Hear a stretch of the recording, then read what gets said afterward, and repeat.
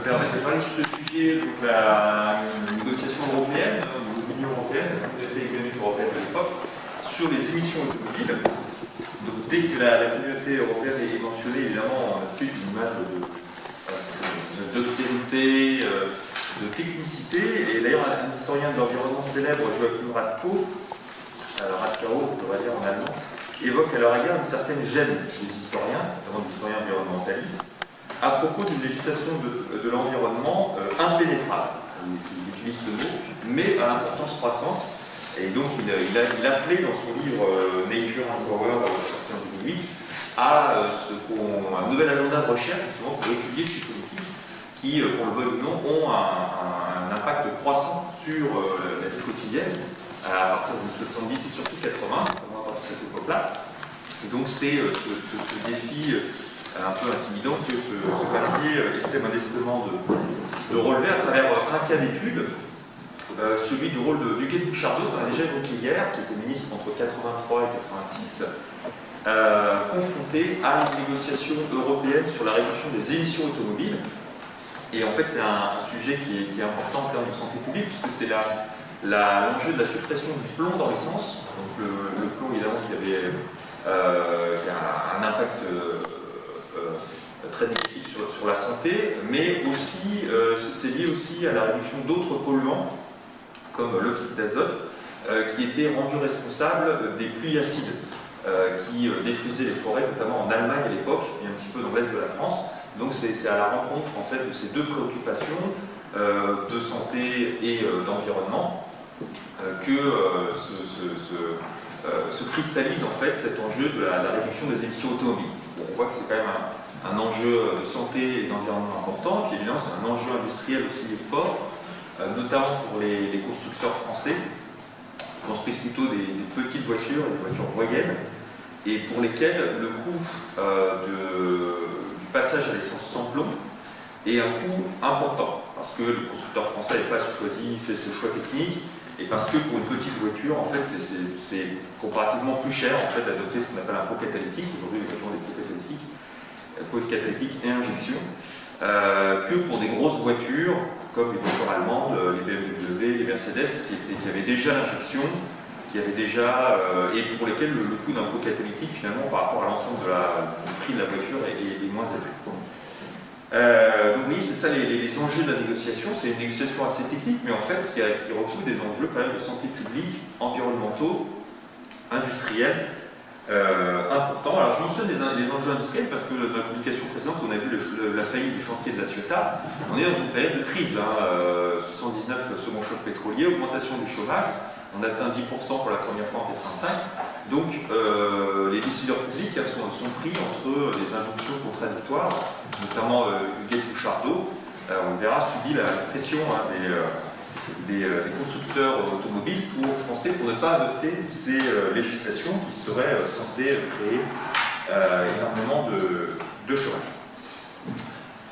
Donc ce papier il est fondé sur... alors je ne suis pas le premier à publier cette négociation, il y a eu un certain nombre de travaux de sciences politiques, de sociologie, un peu d'histoire, ça commence un tout petit peu. Il y aura une thèse d'Alice Miller qui va sortir le 1er octobre.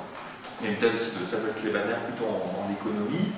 Donc ça, on commence à avoir des travaux et mon apport spécifique là, pour ce papier, ça a été d'aller aux archives nationales pour voir les archives du cabinet Bouchardot. Donc voilà, c'était à la fin du confinement d'ailleurs, donc c'était la rare fois où j'ai pu aller aux archives nationales en étant tranquille dans la ligne 13. Donc voilà, c'est le résultat un peu de cette exploration dans ces archives, avec quelques autres archives que j'avais vues européennes pour d'autres travaux, notamment en Allemagne. Donc c'est un papier qui va interroger le rôle spécifique de la ministre. Est-ce que, voilà, dans quelle mesure la ministre Huguette Bouchardot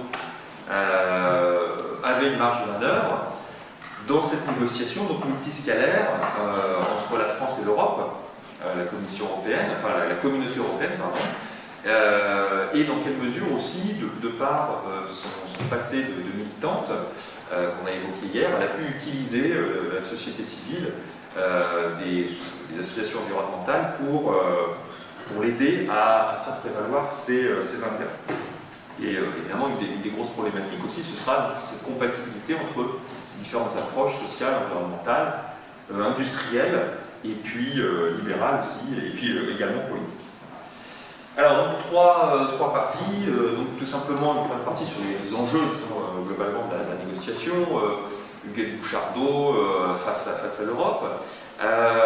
Une deuxième partie sur la pression de l'Europe du Nord. Donc, ça, c'est la spécificité de l'échelle de régulation européenne qu'on va envisager, comment les pays, notamment la Grande-Bretagne et l'Allemagne, acculent d'une certaine manière la France à des concessions, et puis le troisième temps, comment Huguette Bouchardot parvient ou ne parvient pas à obtenir un compromis entre toutes ces exigences contradictoires. Voilà. Alors la première partie, j'ai assez vite sur Huguette Bouchardot, qui a déjà bien été évoquée hier. Donc vous avez vu, c'est en fait quelqu'un qui n'est pas une femme politique professionnelle, mais qui a une longue expérience militante écologiste et féministe. Donc elle explique dans son livre, qu'on a déjà vu, qui a déjà été mentionné hier, le ministère du possible, qu'elle était assez surprise d'être nommée, et qu'elle a été immédiatement happée comme ministre par des urgences. Donc les urgences, ça c'était le dossier Seveso, qui est intéressant d'ailleurs, parce qu'il y a aussi un lien avec la communauté européenne. C'était des fûts d'une usine chimique qui avait fait l'objet d'une fuite de dioxyde de massif en 1976, qui avait été exporté par une entreprise, donné un sous-traitant pour être éliminé en France vraisemblablement, et donc ça a créé une psychose à laquelle elle a passé 80% de son temps de travail. Mais donc voilà, les négociations européennes s'inscrivent dans cet agenda très chargé. Après le Rainbow Warrior dont on a parlé hier, voilà, il faut imaginer que c'est juste une négociation parmi d'autres. Mais l'échelle européenne prend quand même une place croissante parce que, en fait, et c'était le sens aussi de ma question à Jean hier, une partie des acteurs du mouvement social commence à comprendre, en fait, dans les années 80, que les communautés européennes représentent une échelle de législation contraignante qui peut être utile pour obtenir des avancées sociales et environnementales, même si c'est très, on va le voir, c'est un processus de décision très lourd, plus que certains traités internationaux. Moi j'avais étudié pour un livre précédent la négociation sur la démocratisation des multinationales, dont d'ailleurs les lois rouges sont finalement une espèce d'avatar mais très atténué. Et en fait, dans les années 70, les syndicats au niveau international cherchent à obtenir des législations internationales pour les contraintes des multinationales. Ils en obtiennent, ils se rendent compte que tous les codes de bonne conduite signés à l'ONU, à l'OCDE, au BIT ne servent à rien. Et donc après, ils se replient sur la communauté économique européenne pour essayer d'obtenir une directive contraignante. Ils n'arrivent pas parce que Thatcher s'y oppose, mais on voit bien un effet d'apprentissage qui est voilà, l'idée ce serait aussi dans mon papier de voir dans quelle mesure il y a aussi cet effet d'apprentissage pour les acteurs de l'écologie. Donc, dans le livre Huguette Bouchardot, on voit bien cet effet d'apprentissage, puisque je l'ai dit, elle est confrontée à ce problème des fûts toxiques Seveso, et une des grosses négociations qui va d'ailleurs aboutir sous son mandat, c'est la négociation, la législation européenne sur les transferts transfrontaliers de déchets dangereux. Il y a une législation européenne qui va être définie pour, non pas interdire, mais pour augmenter la transparence dans ce commerce de déchets transfrontaliers. Alors c'est d'abord au niveau européen, et après il y aura un accord mondial, parce qu'on se rend compte dans ces années 80 aussi qu'il y a une espèce d'exportation hors d'Europe vers les pays du Sud des déchets toxiques. Bon, ça, ce sera dans un résultat. Enfin, tout ça pour dire voilà, qu'il y a une prise de conscience du fait que l'échelle européenne permet d'obtenir une législation contraignante, parce que le droit européen est contraignant. Il est appliqué par les tribunaux en France comme du droit interne.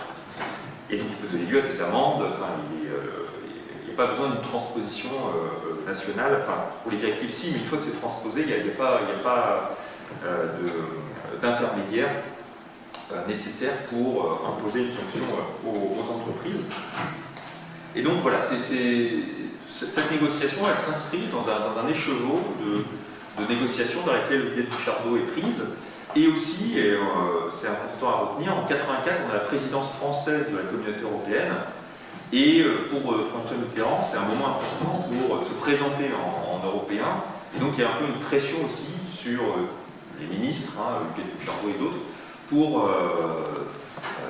voilà, obtenir, si ce n'est des accords finaux, ou tout au moins des compromis qui feront avancer les dossiers. Donc, perspective de prestige politique de la présidence française.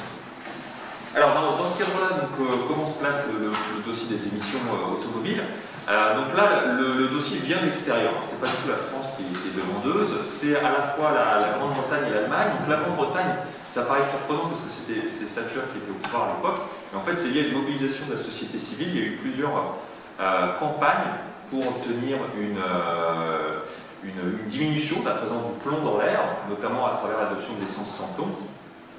Qui commence dans les années 70, qui se poursuit dans les années 80, donc c'est vraiment des campagnes massives, et donc voilà, même pour Thatcher, ça constitue une contrainte qu'elle doit prendre en compte.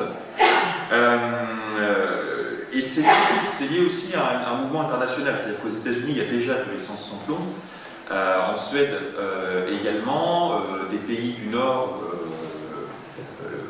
le Danemark veulent aussi progresser vers l'essence sans plomb. Donc voilà, il y a aussi un mouvement international de certains pays pour l'adoption de l'essence sans plomb.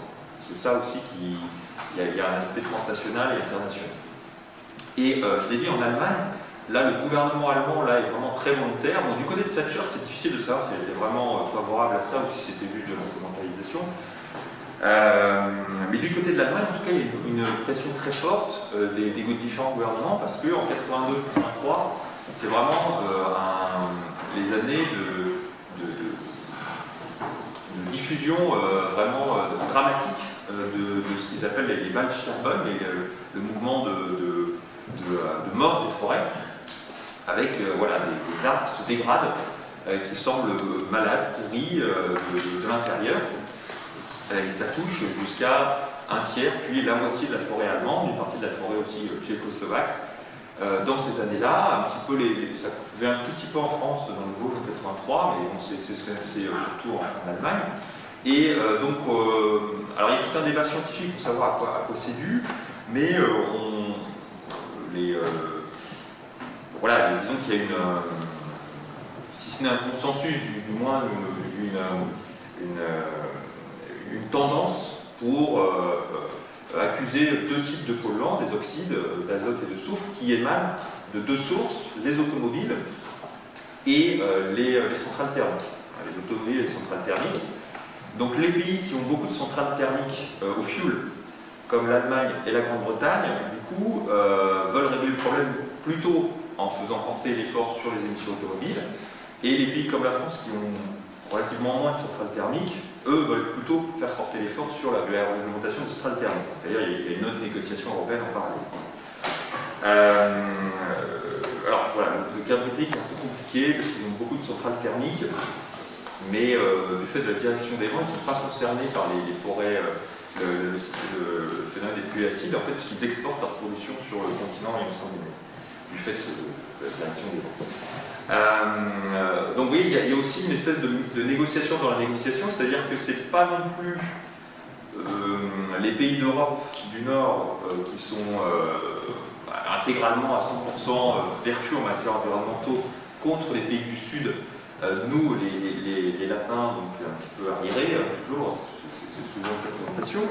En fait, bon, la situation est plus compliquée dans le détail. Mais disons que globalement, au niveau politique, c'est ça, il y a une pression sur la France pour adopter des règles plus fortes.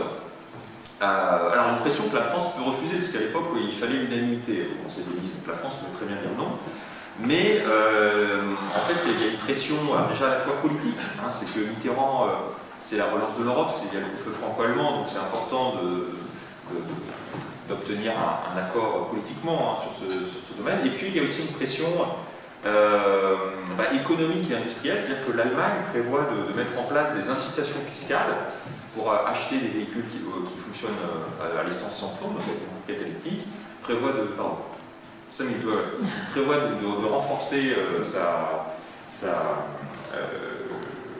mettre en place tout simplement l'essence sans eau. Et donc du coup, il y a un problème de rupture du marché européen, en fait, hein, du risque de division du marché européen, ce qui, sur un plan libéral, puisque c'est aussi l'idée qui guide les acteurs de l'époque, pas forcément néolibéral, ultralibéral comme Thatcher, mais cette idée de créer un grand marché européen qui serait une des sources de croissance, de relance, ça irait à. Et donc Huguette Bouchardot, dans cette optique-là, elle, ce qu'elle fait, c'est qu'elle essaie de proposer un compromis entre la position allemande et la position du ministre de l'Industrie, Laurent Fabius, qui est très restrictive et qui s'appuie sur l'expertise des constructeurs automobiles. Ils disent que c'est impossible d'appliquer le copédaling en France, à moins d'avoir des milliers de licenciés. Alors, la tactique de Bouchardot, ce que j'ai vu dans le cabinet, hein, c'est pas exhaustif, c'est à la fois des négociations interministérielles classiques, hein, opposition d'arguments. Huguette Bouchardot en appelle directement à François Mitterrand parce qu'elle est obligée de court-circuiter Laurent Fabius, ministre de l'Industrie, puis Premier ministre, même si ce dernier a des pressions aussi de pôle bilatéral. Et ce qui est, je trouve, un petit peu plus intéressant, voilà, on peut montrer d'autres slides, c'est qu'elle, dans son cabinet, il y a beaucoup de documents, justement, d'associations environnementalistes qui font pression de leur côté. Donc ça, c'est une association, voilà, les droits du piéton. Alors c'est un peu plus large, parce que là, ils critiquent la vision pompidolienne d'un Paris noyé sous les voitures. Hein, c'est pas forcément très nouveau en 84, mais bon, disons qu'on trouve beaucoup de documents de ces associations environnementalistes qui soutiennent l'adoption du co-catalytique, qui soutiennent d'ailleurs aussi d'autres mesures, parce qu'il y avait aussi un rapport Roussel à l'époque qui critiquait les particules du diesel, les particules cancérigènes émissions de diesel. Mais ce qui est intéressant, c'est que ces associations, souvent, il y a aussi Greenpeace, les Amis de la Terre, utilisent des citations d'Huguette Bouchardot, elle-même, qui, du coup, est ministre, et qui, c'est vrai, dans plusieurs colloques, se prononce ouvertement pour l'adoption du co-catalytique, alors, avec un certain délai, hein, c'est là qu'il y a la marge de négociation, et qui chiffre la pollution automobile, le coût de la pollution automobile de l'air. Plus j'ai les chiffres à, je crois, 25 milliards par an, alors que le coût d'adaptation des industriels serait que de 5 milliards. Donc ce qui est intéressant, c'est que la ministre en fait fait campagne indirectement dans l'opinion publique, campagne qui est relayée par ces associations environnementalistes qui ensuite écrivent aux différents ministres, à la fois par des questions de principe, mais aussi en donnant des arguments industriels. Hein, c'est là qu'on voit la jonction entre la logique socio-environnementale et la logique industrielle. L'idée, c'est de dire que dans un monde où l'essence sans plomb est adoptée par un nombre croissant de pays, il est important pour l'industrie française d'être toujours à la pointe de la technologie et de ne pas se faire distancer par les constructeurs allemands ou par d'autres constructeurs européens au risque de ne plus pouvoir exporter sur certains marchés, même si l'industrie automobile est moins exportatrice que l'industrie allemande, notamment sur les marchés de Suède ou des États-Unis. Mais c'est un argument. C'est comme ça que la ministre et les associations environnementales aboutissent à un compromis, qu'on appellera après le développement durable. Le rapport Brundtland de 87, évidemment, est rédigé juste après. Concilier, je dirais, compétitivité économique, finalement, logique libérale, surtout dans la formation d'un marché européen de plus en plus intégré, et puis logique environnementale. Elle commande aussi des rapports d'experts à des associations, à une organisation, je vais revenir dessus, pour essayer de démonter aussi les arguments de l'industrie automobile. L'industrie automobile qui essayait de prouver, qu'il était impossible industriellement d'adopter le co-catalytique sans des coûts énormes, mais que aussi l'industrie automobile essayait de montrer qu'il n'y avait pas de lien prouvé entre les émissions automobiles et les pluies acides, et entre les émissions automobiles et les dégâts sur la santé. Donc voilà, c'est la fameuse problématique des marchands de doute. Là, on n'a pas de preuves formelles que, donc, est-ce que, etc. Et donc ça, la ministre essaie de se poser. Par contre, la ministre reprend un des arguments des constructeurs automobiles qui est de mener une stratégie globale. C'est-à-dire que l'un des arguments des Français, c'est de dire qu'il faut certes réduire les émissions automobiles par l'électrocatalytique, pourquoi pas, enfin, ça c'est Bouchardot l'accepte, mais il faut aussi prendre d'autres mesures pour réduire la consommation. Par exemple, imposer des limites de vitesse sur les autoroutes. Donc ça c'est évidemment une espèce de pique envers les Allemands qui n'ont pas de limitation de vitesse sur leurs autoroutes. et que les voitures étaient beaucoup plus grosses et fortement consommatrices. Donc voilà, c'est l'idée. Ça, c'est pas appliqué, mais on comprend bien dans le cadre des négociations européennes que c'est un argument qui peut porter. Alors je termine en disant que donc, un compromis est finalement adopté au niveau européen en 1985, suivant lequel en fait les Français obtiennent qu'il y ait une gradation d'adoption du pot catalytique et la mise en place de l'essence sans plomb, qui permet de retarder l'obligation de son montage sur les petites voitures. En fait, on divise en 3 catégories, et donc les petites voitures ont quelques années de répit, et finalement, donc là, on passe l'autre slide, j'ai fini, et finalement, donc, le compromis de 85, et après je reviens à notre conclusion, se termine par un épilogue en 89. C'est vraiment en 89 qu'on oblige également les petites voitures à obtenir ce pot catalytique. Donc on voit que il y a eu un compromis finalement qui a été mené. Alors en 89 d'ailleurs, la Peugeot avec Jacques Calvet s'oppose toujours à la législation européenne, mais Renault entre temps s'est converti.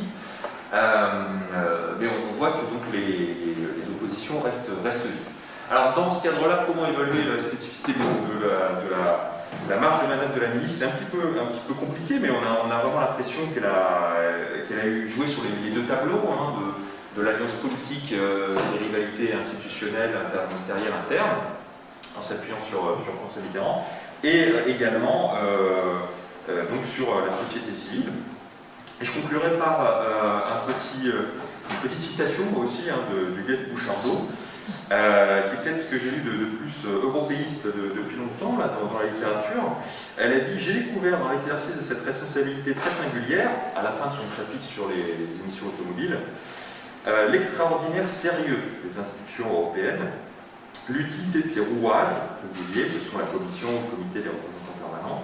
Sans doute ai-je pu, là plus qu'ailleurs, éprouver combien le rôle d'un ministre y était politique, c'est-à-dire, si les mots ont encore un sens, animé par une volonté claire d'organiser la vie collective, de maîtriser le développement et, toute modestie but, de fabriquer un peu d'histoire. » Voilà, je vous remercie.